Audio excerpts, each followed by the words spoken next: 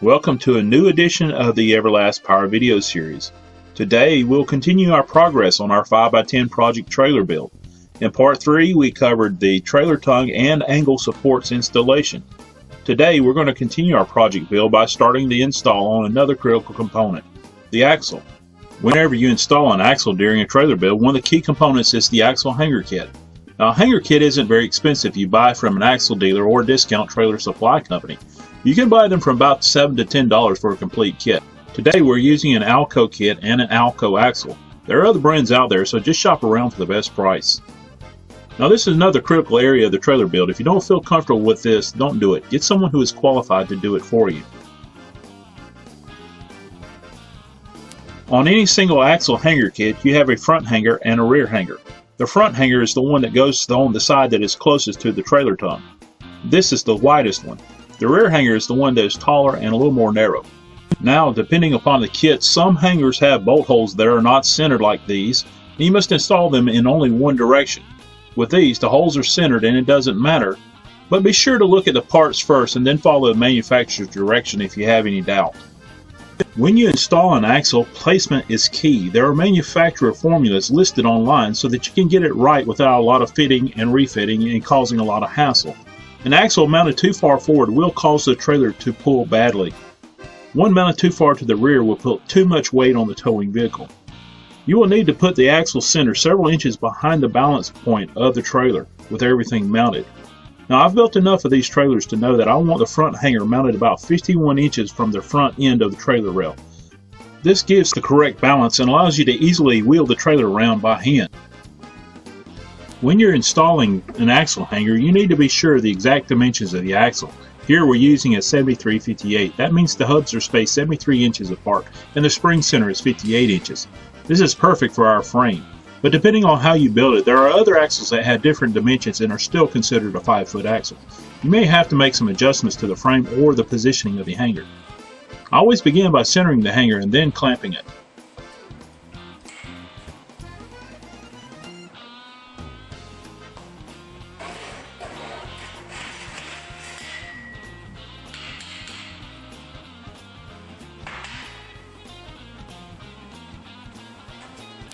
As with everything else, we'll tack everything first before we make any final welds or adjustments.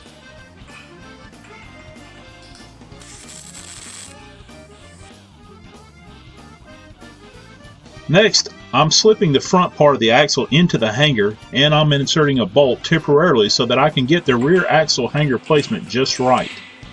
I'll do the same to the other side, which I've also just tacked in.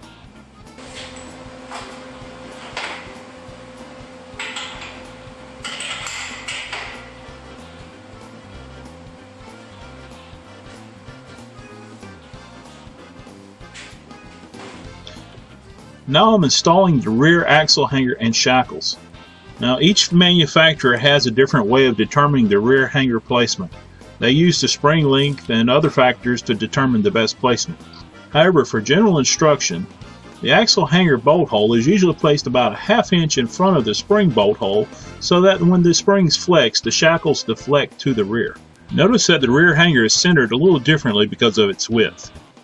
Now that I've got both sides lined up and equal, I'm ready to tack things into place.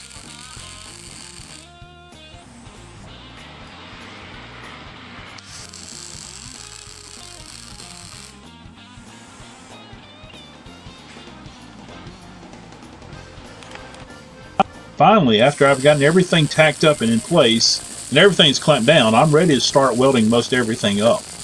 On a frame like this, if you're using enough wire speed and volts, a downhill pass to weld corners is okay because it'll give you about 100% penetration.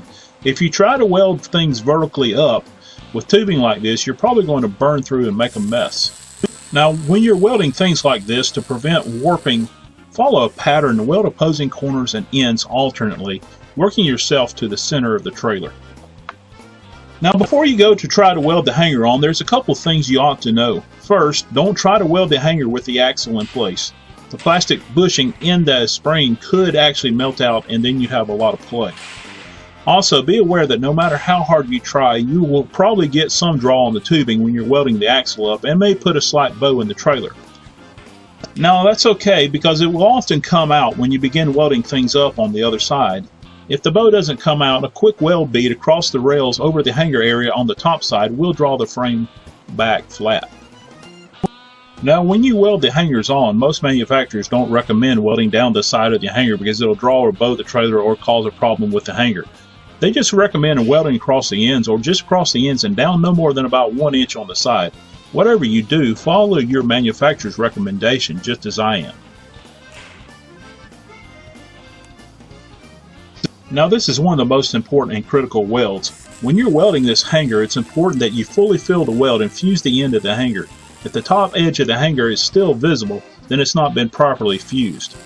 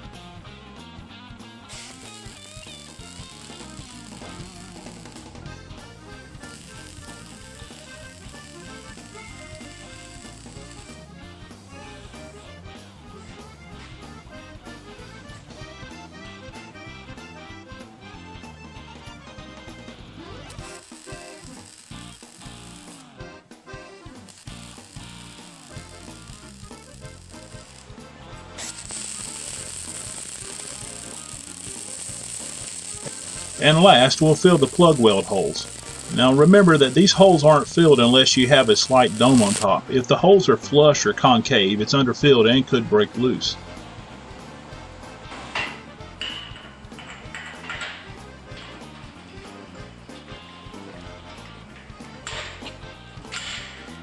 After all the welds have cooled, it's time to insert the hanger bolts. The serrated shoulder on the bolts holds the bolts in the hanger so it won't slip and turn and wear the hanger out. The lock nut on the back side should be used without any washer because it should not be tightened until it starts to deform the hanger. There should be about a ½ millimeter of room between the hanger and the spring for proper movement. The bolts on the shackles should not be over tightened either, allowing about the same amount of clearance between the shackles and the spring.